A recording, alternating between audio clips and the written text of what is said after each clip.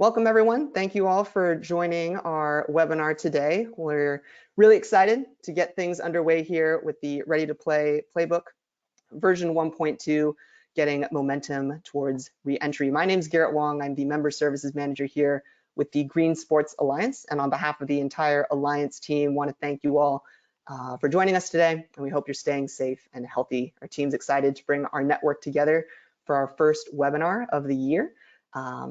And thank you again to LNS Captioning for providing closed captioning for today's session. More information on how to use their service is in that chat box on your right-hand side of the screen.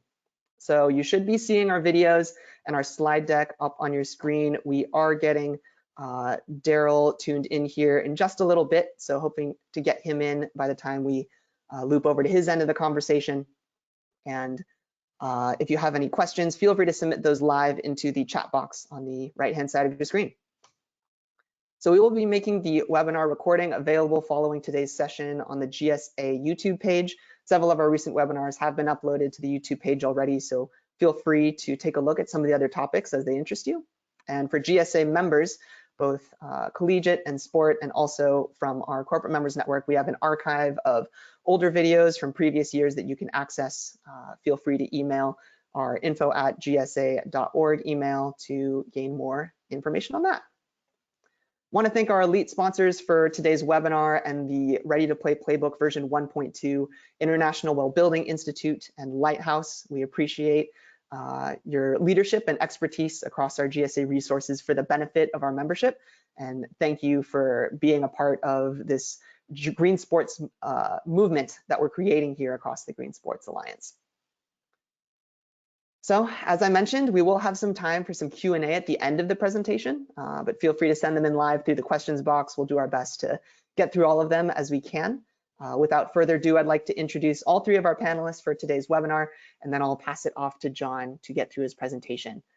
John LaRochelle brings over 30 years of environmental infection prevention, facilities management, and safety experience in hospitals, long-term care, corporate, and education establishments with direct management experience in environmental infection prevention, maintenance, biomedical engineering, construction, housekeeping, laundry, and safety. He was responsible for program development and technical support for 600 healthcare locations within the US and was the technical leader for Sodexo's global environmental infection prevention and cleaning program development across all business segments in 80 countries. Now the president of Lighthouse, we're honored to welcome John to speak to us on the importance of maintaining safe spaces in our venues. Our next presenter today is Daryl Benge. In his role as Executive Vice President and General Manager, Daryl oversees building operations, guest experiences, food and beverage operations, and capital asset planning and management at Amalie Arena. Prior to joining the Lightning organization, Daryl was the Assistant General Manager for First and Goal Incorporated.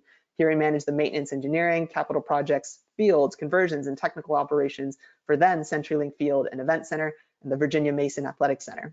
Prior to that, he was the Director of Capital Planning and Projects, where he was instrumental in the startup, commissioning, and relocation of the Seahawks to their new home in Renton. And Daryl joined First and Goal after working for the Experience Music Project and Science Fiction Museum as the Director of Facilities and Operations. And finally, our last presenter is Monica. She is the Sustainability Coordinator at the Louisiana at Lafayette, as well as the co-founder of Phase 3 Sports, a consulting firm that helps sports organizations and brands monetize their sustainability platforms and reach sustainability-minded fans. Prior to Louisiana, she was the program manager for Ralphie's Green Stampede, the University of Colorado's award-winning sports and sustainability program, focusing on fan engagement campaigns made possible by corporate partnerships and designed to encourage behavior change in the university fan base. Monica has an MBA from CU Boulder's Leeds School of Business and a BA in Geography and Environmental Studies from UCLA. So again, want to thank all of our speakers today. It sounds like, Daryl, are you able to tune in via audio right now? Garrett, can you hear me? We can, yes. Perfect. Okay, I've had to do it through my iPhone. My laptop's not supporting me today, so we'll work through that challenge and we'll have a great time anyways. No worries. Thanks for being here, Daryl. John, what I'm going to do now is I'm going to change over presenting opportunities to you. And so you'll be able to showcase your presentation and run through all of the pieces that you do at Lighthouse for us here today. John, thank you so much for Lighthouse being a elite sponsor of today's webinar. I'm looking forward to hearing more about what you guys are doing. Okay, great, and I appreciate it, and I appreciate everyone joining today. And Garrett, can you see my screen? Yes, we can.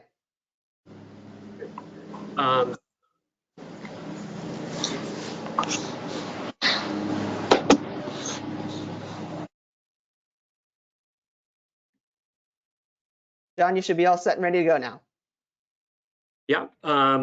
Okay, I'm just trying to get my screen so I can see the presentation. For whatever reason, it's just showing my face, which I'm sure everybody would rather see the presentation. Jared, any tips to get my screen up and not the face? So we've got your screen up and loaded. You may just have to pull up the presentation slide. There you go. If you switch over to slideshow right there. Does that help with the screen on your end? No, it's just showing myself. Sorry, guys. We'll get this.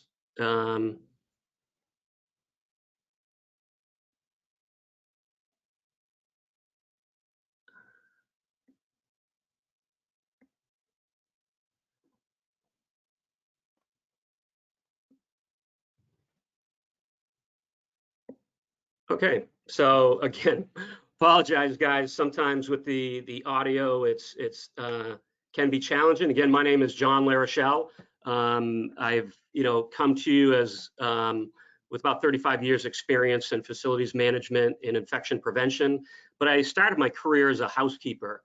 Worked my way up through the Sodexo organization to run their North American organization for cleaning and disinfection and laundry operations. Was the head of innovation for North America, and then created their Sodexo's global infection prevention program. So what I want to do today is talk to everyone about pathogens and where we are today. And one of the first questions is, are you effectively eliminating pathogens while at the same time promoting a healthy and more sustainable environment? So that's really the question and what we're going to be going through today. And with that, we'll kind of go through some of the challenges first, because there's a lot of challenges that we all face, and we want to really understand where we are today. So first and foremost, we have, this is a study done by Dr. John Boyce, looking at how many pathogens were on a surface before cleaning and then after cleaning. And this is just a general representation, but understanding what in your facility is clean, when it's cleaned, is kind of critical to the success. So this Petri dish shows the study done at Yale Medical Center of how many pathogens on a surface before cleaning, and then one showing how many pathogens after. And as you can see, it shows that the problem, the amount of pathogens on a surface, actually got worse after cleaning. So this is something that we need to understand as we go through anything that we're looking at. Also, pathogens last a tremendous amount of time on surfaces. MRSA, which is a staph infection, can last up to 9 months on the surface. In COVID, we've seen it last from days to weeks on surfaces. One of the reasons is organisms are living in something called dry biofilm. This is new research, new studies that have come out that show that pathogens are working together to create a secretion where they can live in. And actually, many of the disinfectants that we're using today are actually not effective against biofilm and getting into that pathogen load. Also, floors. There's a study done by one of the top infectious disease doctors in the world, Dr. Curtis Donsky, showing the relationship and the importance of disinfecting floors. The floors in your building are the largest surface in the building. And the study showed that when they inoculated floors, and this was actually in a patient room, but it's been replicated in many environments, that within 2 days, the pathogen that was on the floor had got to the patients. By 62% of the patients had it. And also 62% of the surfaces also were contaminated. So what's on the floor absolutely will get to the surfaces and anyone in that space. So the importance of taking care of the floors are critical. Contamination of mops and cloths. What we find, and this was a study done by Dr. Charles Gerber, University of Arizona, and they found that mops and cloths or wipes that are used in the cleaning operation and that are laundered on site typically come back with a very high pathogen load or some sort of pathogen load. So the cleaning operations, when they're starting their cleaning, potentially are coming into the work and actually starting with a wipe or a mop that already has pathogens on it. The catch-22 is if you send your mops and cloths off to a professional cleaning operation, especially microfiber, they will become pathogen-free. The challenge is, you see on the left side of the screen, that's what a microfiber looks like when it's brand new. Highly effective mechanically at removing the pathogens. The middle screen shows a microfiber cloth after laundering. Because you need the high temperatures in washing and drying, it actually destroys it and makes it ineffective. The chart on the right actually shows, the first bar with a 78 shows how effective a single-use mop or wipe is at removing pathogens mechanically from the surface. And then ones that are laundered are way down to 14%. And this is also showing disinfectant efficacy done at Yale Medical Center. Your disinfectant sometimes can be invalidated by the mops or cloths that you're using. It's called quat binding. And in this study, they found that when you combine or use certain microfiber or cotton with quaternary ammonium disinfectants, within 30 minutes, that disinfectant can be the equivalency of water. Virtually no more disinfectant left. So, and when you're looking at disinfectants, it's critical to understand that you have to follow the EPA guidelines on what the label says. If it says that it needs a 10-minute contact time, that's how long the product, the disinfectant, needs to stay wet on the surface before it's actually going to have the full kill. It's got to be safe on surfaces. You've got to be able to use it on floors. You want it to be effective against that biofilm we talked about earlier. And lastly, you absolutely want it to be safe on surfaces. Now, this is showing spray disinfectants and the challenges. As you can see, as you're spraying on a surface, you can see that many spots are missed. And when it comes to spraying, computers and electronics, there's really no way to do it. And that is against EPA guidelines to use a spray disinfectant on a cloth or a mop. You have to, if it's designed to be sprayed, you have to spray it. And using, a disinfectant outside of what the label says is a violation of federal law.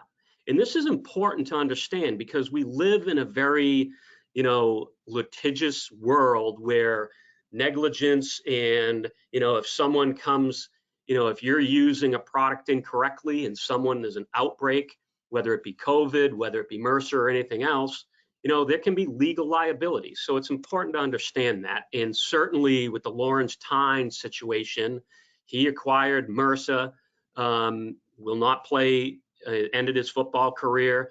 And this is just one example of many where people didn't follow guidelines and how the products are supposed to be used. So let's talk quickly about the case study that we did with the New York Yankees. It was a highly successful program. The first thing we did was do a comprehensive assessment of all the locations, and did a biological assessment. We measured for where the pathogens were going and, where they were located. Visually looking at it, you just can't see them. So understanding where they are critical. Doing blacklight inspections, looking at air and surface disinfection, and then, certainly comprehensive training for all staff, looking at PPE, cleaning, disinfecting, in the processes and procedures. So, and it's an ongoing thing.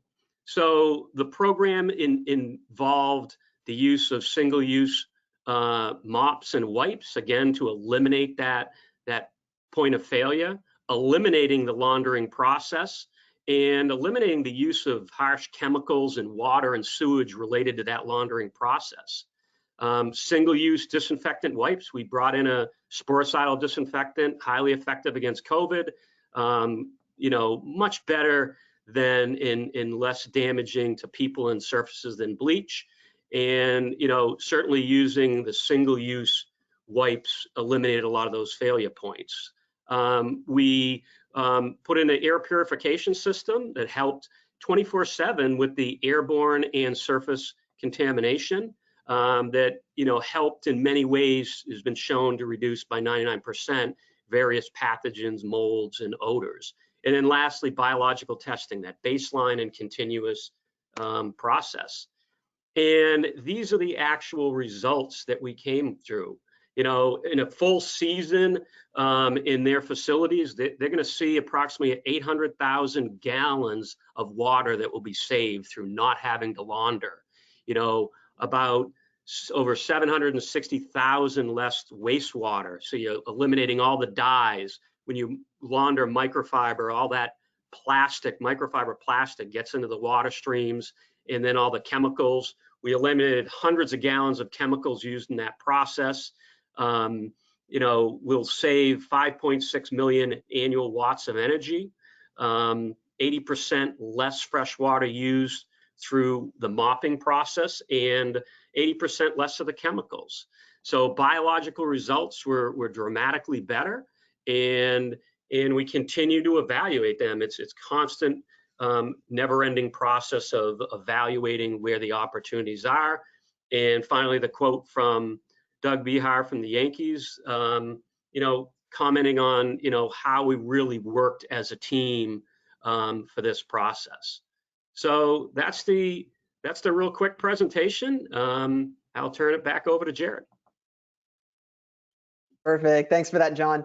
Really exciting to see all the work and research that your team has been able to do over the many years, especially as so many of our venues are looking at new ways in terms of how they can prepare for fans coming back into their venues if they already have, and what the measures are going to look like as we get into it. But John, looking forward to bringing you back on during our Q&A session at the end of the call. So I'd like to welcome in Daryl to tune on in. Daryl, are you able to hear me right now?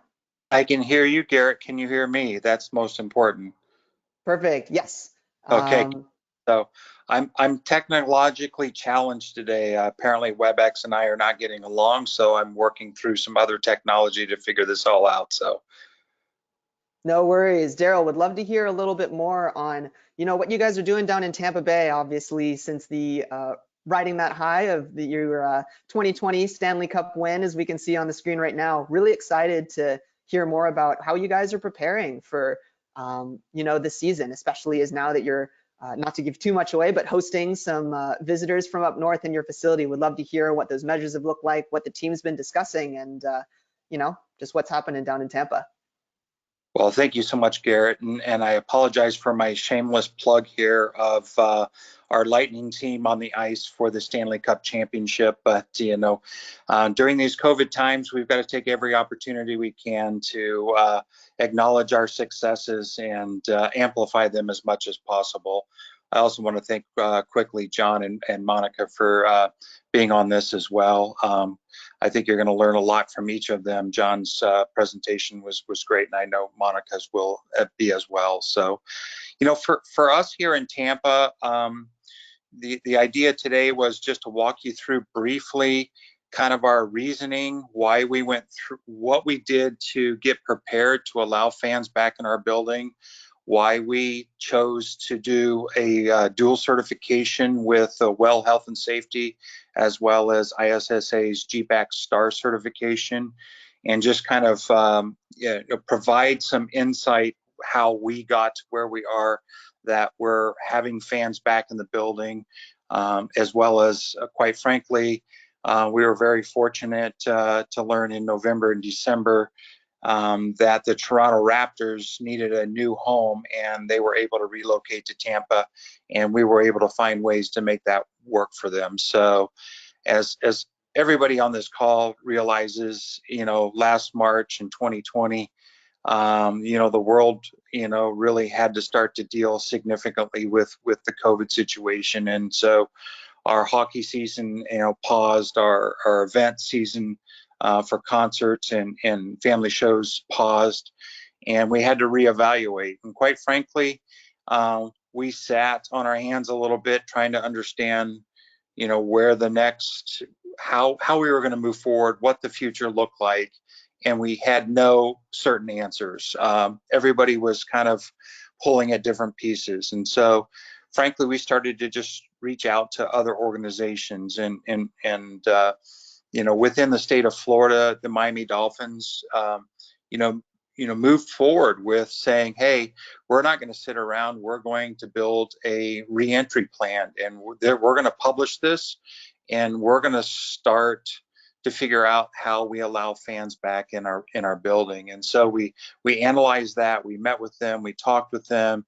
And we started to think the same thing. It's like we can all sit around and be sour about all this, and we can sit in our uncertainty, but we can also get busy. And, we were challenged by our owner and our CEO to get busy. And so we did. We reached out not only to the Dolphins, but Raymond James Stadium, Orlando, their soccer team there. At Explorer Stadium, we're able to do some site visits there. Obviously, we watched what was going on with NASCAR and those types of things. And we started to build a plan. And I think that allowed us to stay engaged and busy and not dwell on the fact that, sports weren't happening. Fortunately for us as well, quite frankly, the NHL figured it out as well, and they created bubble cities. And our team was fortunate enough to not only play in Toronto, but play in Edmonton and win Game 6 of the Stanley Cup Finals. And so during that process, we started with our plan. We worked with our medical advisors. We have 3 different medical partners in Tampa General Health, USF Health, and Advent Health. And we submitted those plans to them. They reviewed them. They provided us feedback and comments and said, here's some areas that you could make some adjustments. We worked with the state and local county health officials. We submitted our plan. By the way, our plan was probably close to 200 pages when we submitted it. So it was a lot of detail, but that detail allowed our teams, our operational teams, and our sales teams and those types of things to really understand where we were going.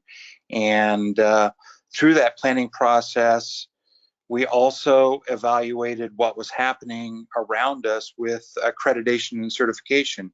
And we looked at not only well, health, and safety, which we, within the greater Tampa area, we're sitting in the center basically of basically about a 50-acre development that's taking place.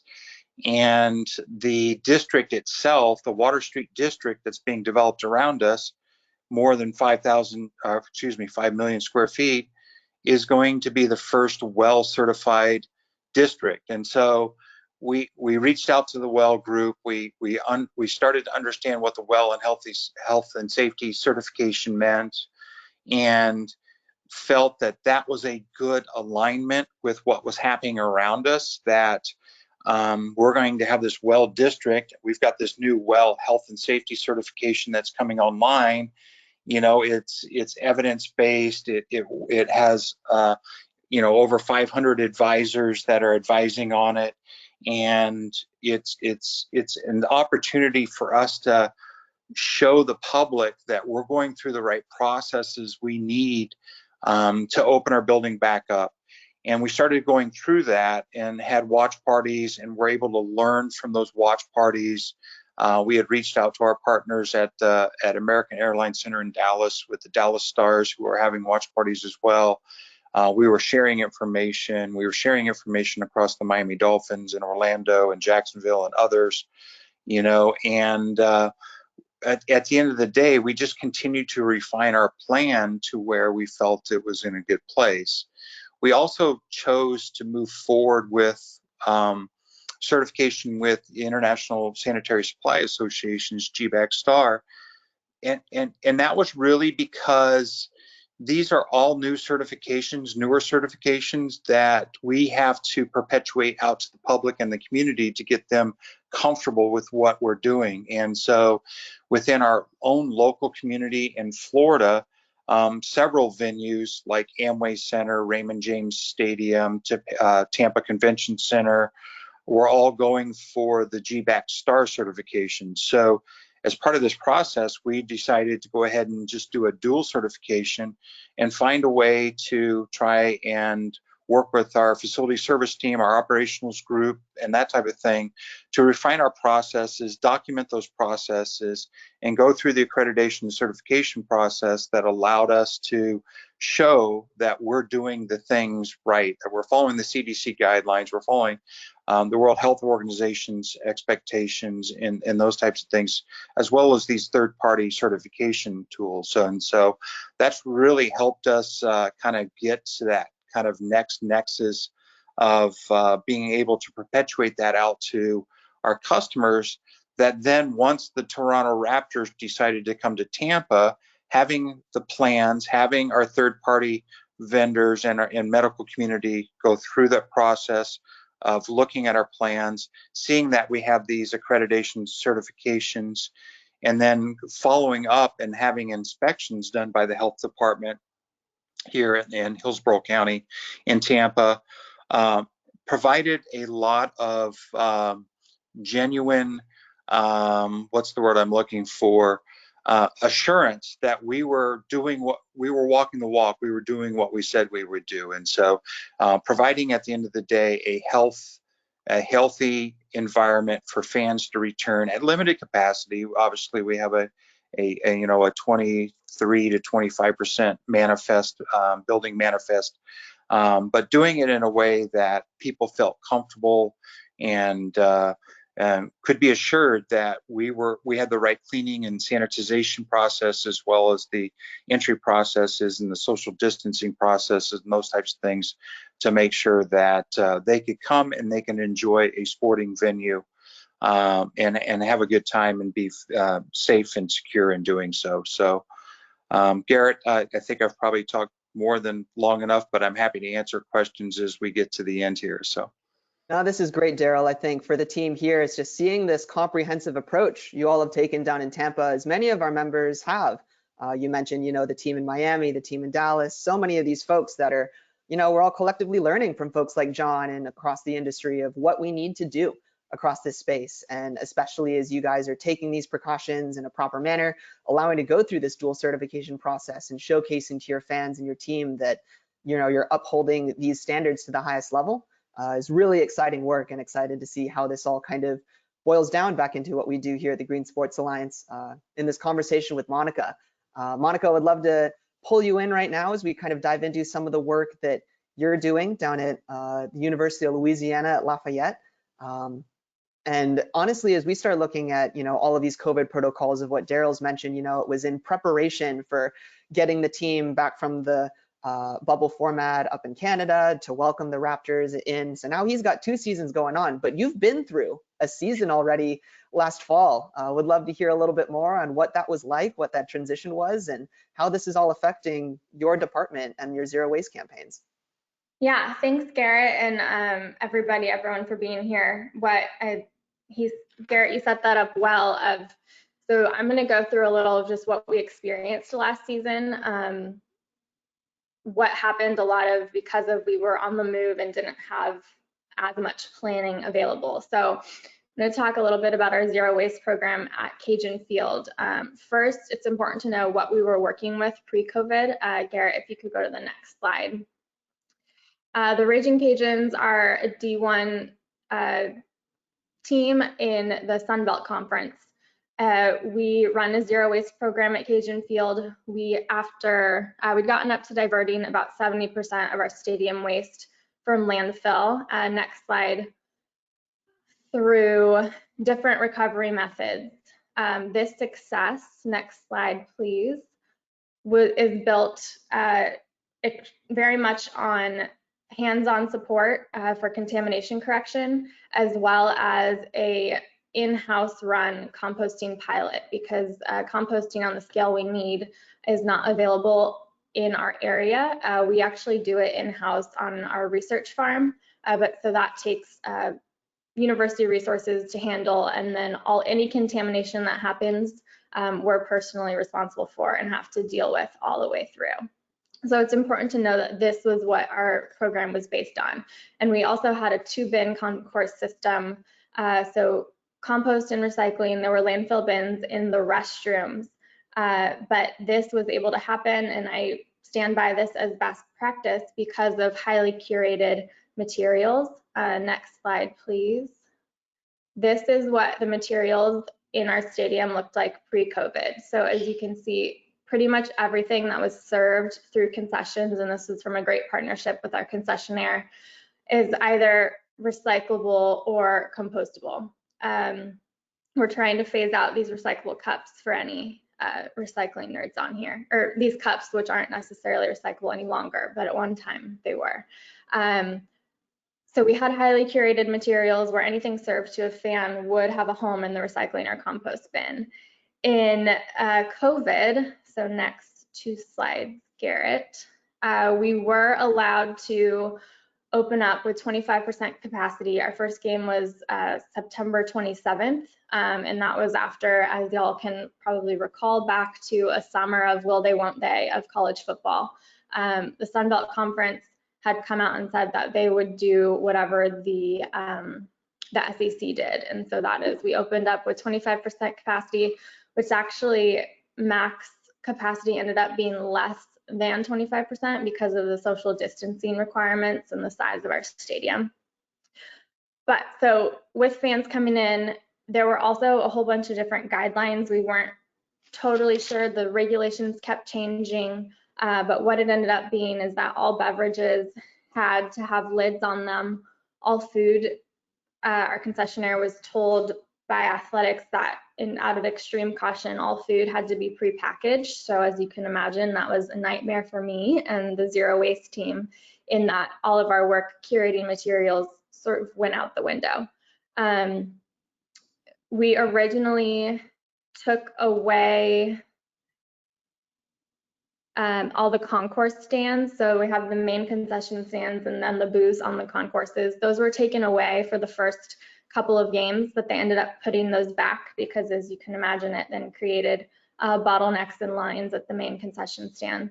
One of the reasons that was done is those were all prepared on-site foods. So it was something that couldn't be packaged ahead of time.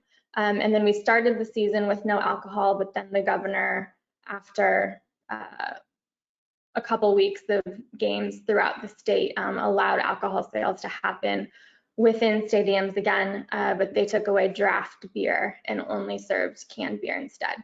We are lucky in that we do not have a crack and pour requirement in our stadium, so we sell the can of beer and are just able to give that to the fans. So we only have the one aluminum can to deal with on the waste end. Next slide, Garrett.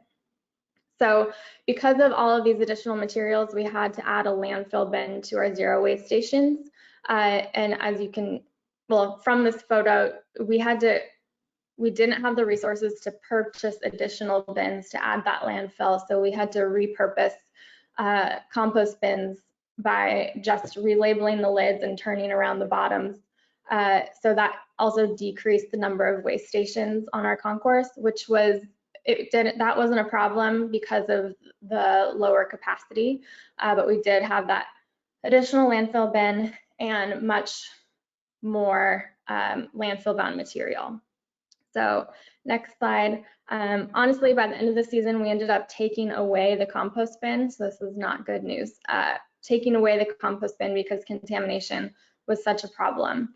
The confusion among fans of what goes where with the additional materials, as well as we lost our person power that did a lot of the contamination correction during the game, zero waste goalies, and then they also were education for fans. We lost those because of safety precautions back in August, not knowing if it would be safe to have students interfacing that closely with fans, as well as needing to keep capacity requirements for the stadium down. So some of the roadblocks we faced, as I've gone over, is the lack of clarity and prep time of knowing what the regulations are and what you can or can't do in terms of safety. Luckily, with more time, I think we've learned a lot in terms of what we can put in place and have be safely done. Like, we'd be totally comfortable now having our goalies back on the concourse with specific safety precautions. And then having the compost pilot, it really requires a lot of attention to that contamination. Next slide, Garrett. So some just lessons learned that I wanted to share with y'all about how to preserve your zero waste programs and practices is to one, the whole experience highlighted the importance of embedding sustainability within your organization and your organization's values as a whole. And whether it be a zero waste program or any type of sustainability program, working to make it be part of who you are, as opposed to a program that is done by a select few number of people. So that when you are faced with a challenge like this, it is something that all levels of leadership still expect and are asking about. You may have to reduce your targets. So if you are a true zero waste stadium, diverting 90% or more of waste prior to COVID, being honest with yourselves and assessing, is that going to be possible? Possibly setting a new and lower goal, and then so that you're in the mindset of what trade-offs can you make versus the extra time it may take for resource contamination, or the extra time it may take to avoid single packaged items. How can you get creative with reallocating resources, like having an attendant for condiments as opposed to single packaged condiments? Some colleagues and I worked on a guide back in June, the Build Back Better guides for opening stadiums, that has some good suggestions about how to avoid all of the increased packaging that might come with your COVID materials. Because, next slide, please. My favorite slide, I made Garrett add last minute. The materials matter so much, and it really just highlights the importance of what we're giving our fans and are going to throw away. If we want to divert it from the landfill, we really need to know what they're made of. And so our best practice for any of you who are just getting into the zero waste game is, if it's a beverage, we want it to be served in a recyclable container, and if it is a food product, we want it to be in compostable. And so to reduce the contamination, if you reduce the contamination at the source by making it easier that way, then there's less of having to be concerned about what people are touching at the end when trying to remove the contaminated materials. So shameless plug here for aluminum cups or recyclable beverage packaging for beverages, and then everything food-based being compostable. And that is happy to answer any questions that y'all have as well. This was great, Monica. Thank you so much. I mean, just all of the work that you guys have put into, you know, what the season was throwing at you. And I feel like so many of us across the sports industry have been pivoting every single week of, you know, what can we integrate? What do we need to take out? How do we need to adjust our goals? And how is that going to affect some of our other bottom line pieces and metrics that we're tracking over the year? I think all of these pieces are so crucial for our membership to fully understand. And it's great that, you know, you've had this experience of going through the season, and now you have more preparation and you know, lead-in time leading into the next fall of what you guys should be able to accomplish or could accomplish within the next 2021 football season. I mean, we've got a little over 15 minutes. I think that's enough for us to see what we can do in terms of hashing out some of these questions. I'd like to welcome Daryl and John back in to discuss with us, you know, just some of these questions that we've been getting here. So, I mean, maybe I'll start with John. We have a question here looking at, you know, just starting out with your venue and your facility. Daryl was mentioning, you know, just kind of this education run of trying to figure out who's doing what and what are the best practices and who to lean on in terms of this expertise. But as somebody that has 30 years of experience within this, what would you recommend for venues and universities that are in their early and elementary starting phases of building that level of confidence and understanding? Yeah, it's a great question. And, you know, the best way I can describe this is cleaning and disinfection and taking care of the environment is very much like a recipe. And you got to use the exact ingredients in the exact order and the exact ratio. So the foundational aspect is biological assessment, understanding where the challenges may be in your facility. And it may be the locker room, it could be the showers, it could be the offices. It's really going to be different in every building that we see. Then looking at what disinfectants you're using, what is the actual way you're applying them, and making sure all these processes actually work. And unfortunately, the industry's mostly been visually cleaning. So when we look at the results, if it looks clean, then we think it's clean, when the reality is something much different. So it really starts with the fundamental biological assessment and then the ongoing, just so you know, operationally and statistically where you are. And, you know, more than happy to consult anyone on the call and help them, guide them through this process, whether you work with us or not. Perfect. Appreciate that insight, John.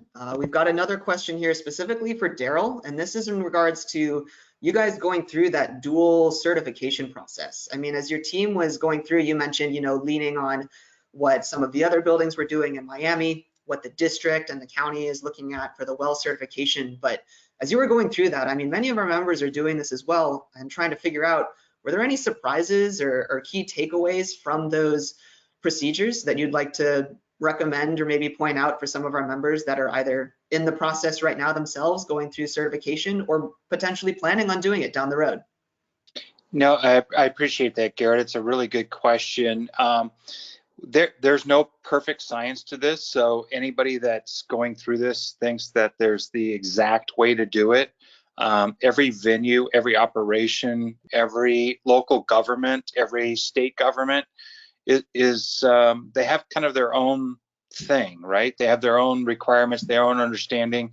I think this was a conversation we had last week, but just arguing over whether or not my bar staff should wear gloves or not wear gloves, you know, became 5-6 weeks of dialogue with you know, the epidemiologists from our health partners and the health department. And everybody has a different belief in some regards. And so I think some of it is you just really need to reach out to those partners. You need to establish, if you don't have those partners, you need to establish the partners. You need to understand that they're doing the best they can under these very trying times. We don't have pandemics very often, and they're trying to provide the best advice that they can. And so I think you then need to absorb that and make sure that you're using that advice that best helps your organization provide a healthy and safe venue for your guest at the end of the day. And so, you know, it's casting a wider net. It's asking a lot of dumb questions.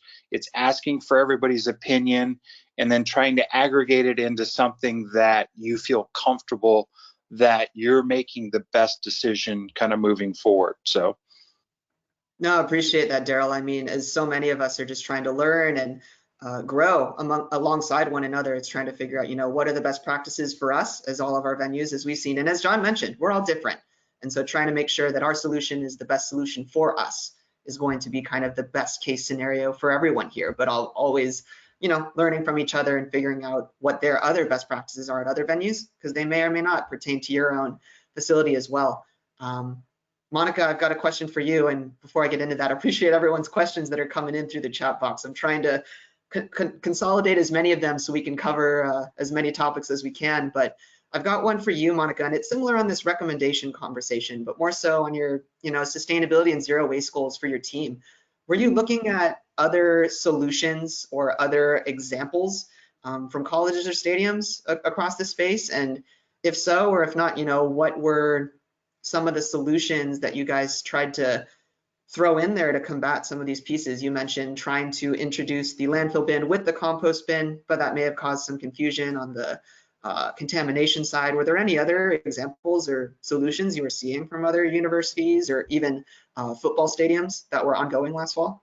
Yeah, unfortunately on the university side, from the ones that I work with, I work a lot with the SEC and the Pac-12, and so one, having football games, and unfortunately a lot of the zero waste programs did suffer, and that's probably because of the focus. I mean, the focus is getting football games on, and so a lot of that, unfortunately, in terms of what we were able to find as solutions for during last season, we'll have to implement this coming season or for sports that are happening right now in the spring.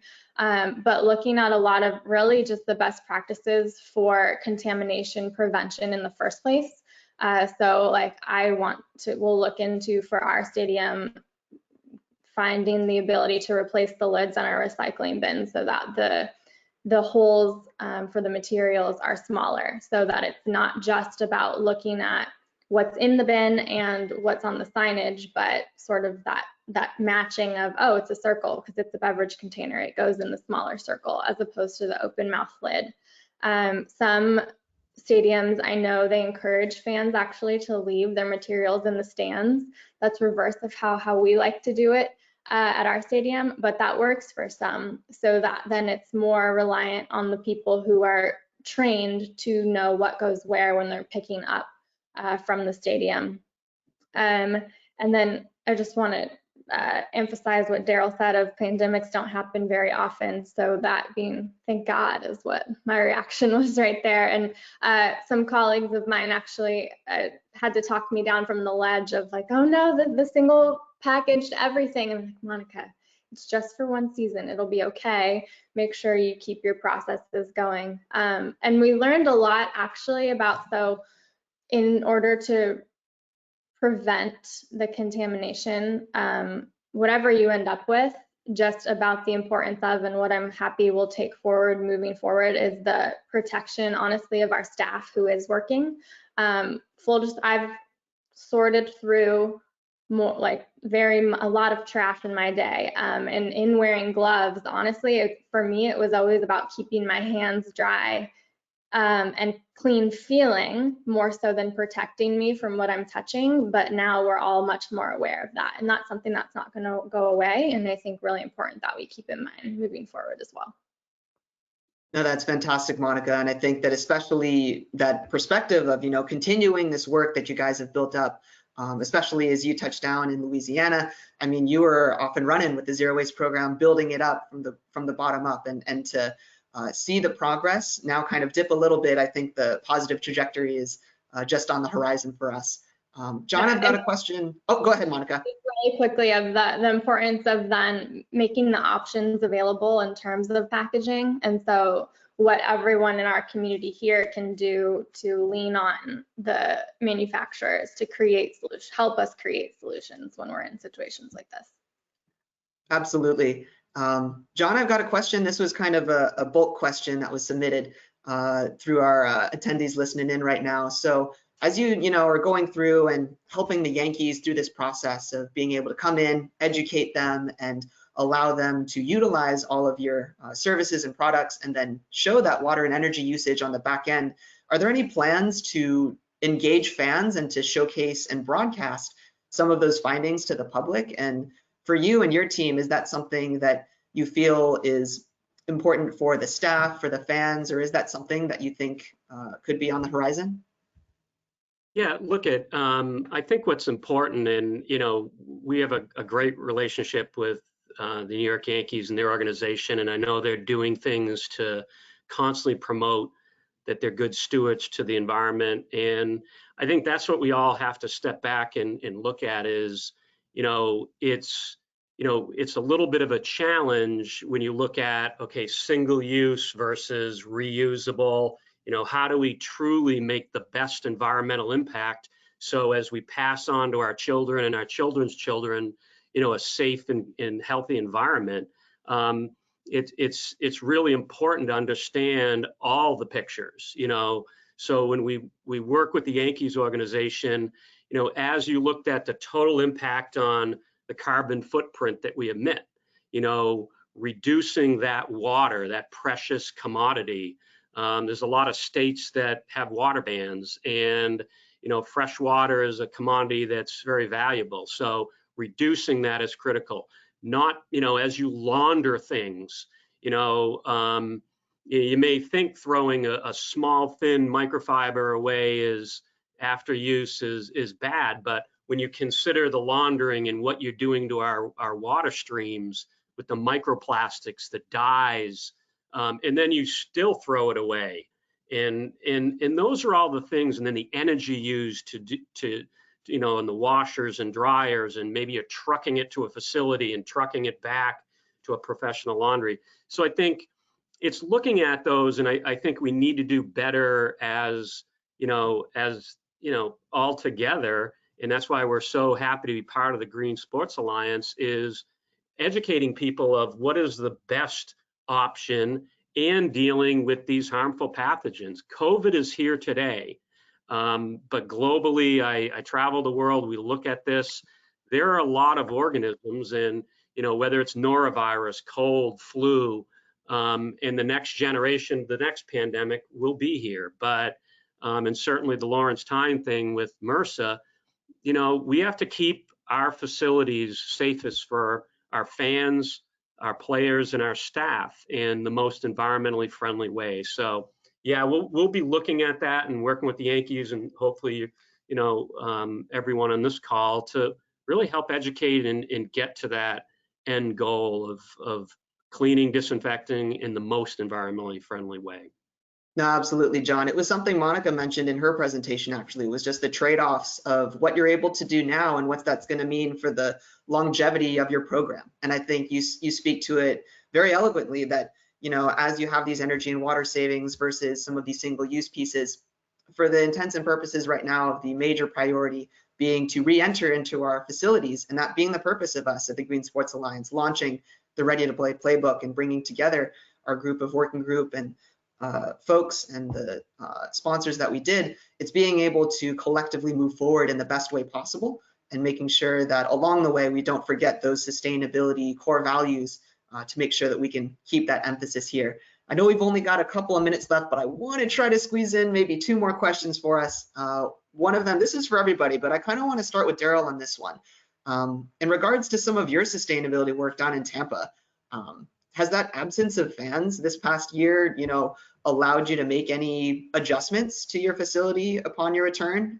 I know obviously you guys are always looking at turning over new capital projects and things during the off season, but because of the absence of fans during that long stretch of time, and even some staff members because of the protocols, were you able to make any major or minor changes and adjustments to the arena?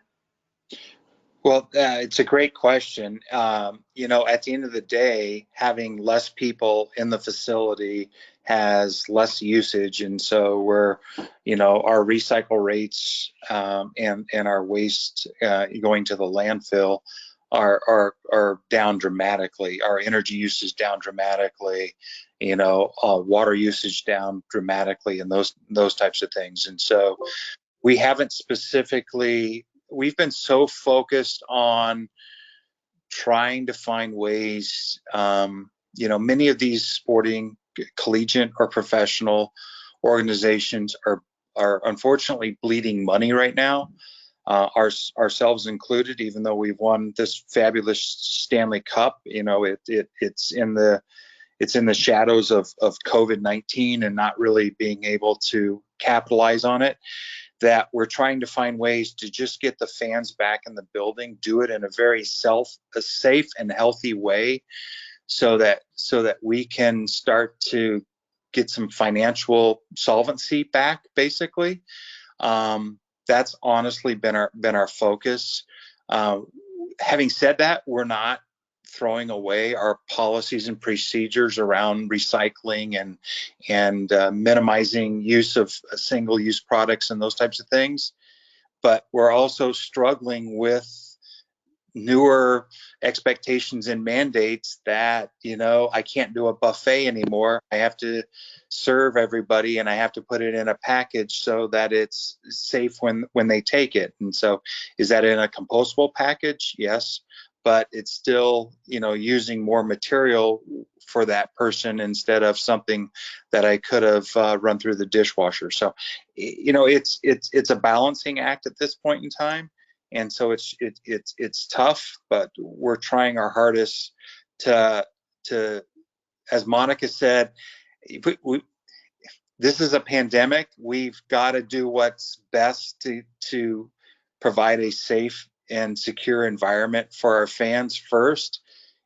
Secondly, we can look at sustainability initiatives. And unfortunately, in the short run, we're going to make some trade-offs that are maybe not the best sustainability decisions, but we're going to do everything we can to keep that front of mind so that we're not going backwards as we come out of this.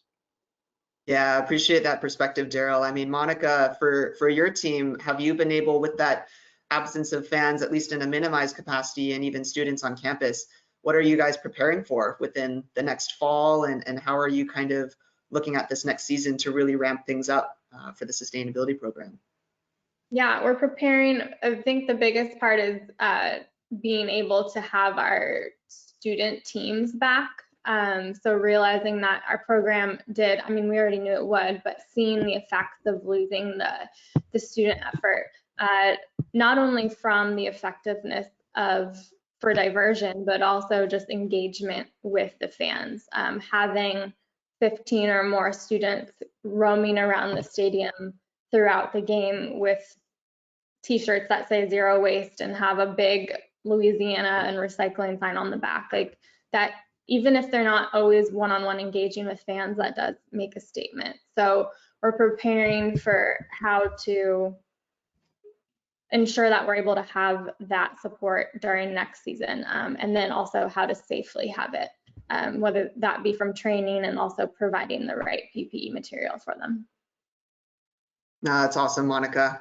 We are at the top of the hour, and I want to be respectful of everyone's time, but maybe just a last sweep from our speakers. John, Monica, Daryl, any last minute thoughts or comments you'd like to make for our attendees today?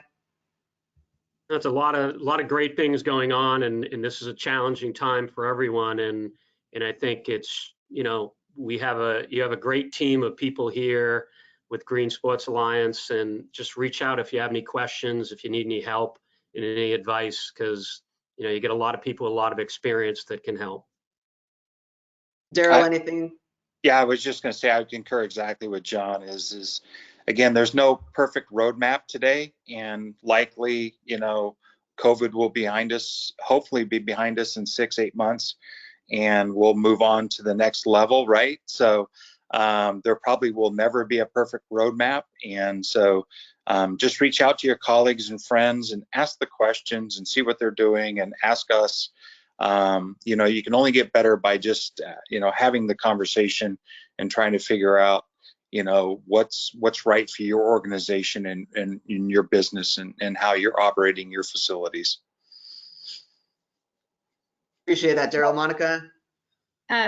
Triple ditto on the feels like use the resources of the people who have gone through different pieces, and the roadmaps that we do have. It's like we publish one and then have to rewrite it the next week anyway. So really calling on the people who have on-ground experience, and then just leaving you all with the importance of, as you are taking the time to re-strategize and come up with new ways of doing it, not to forget to put on the glasses, the sustainability glasses, and design a future with that in the center, as opposed to something that can be lost in the face of a pandemic. Couldn't have said it better myself, everyone. This is fantastic. Thank you so much to all of our panelists, to everybody tuning in today. We're really excited to continue this great work, and excited to have this great network of leaders and shakers across the sports greening movement. So with that, we'll tune out. Thanks everyone for tuning in, and we'll talk again next time. See ya. Thank you.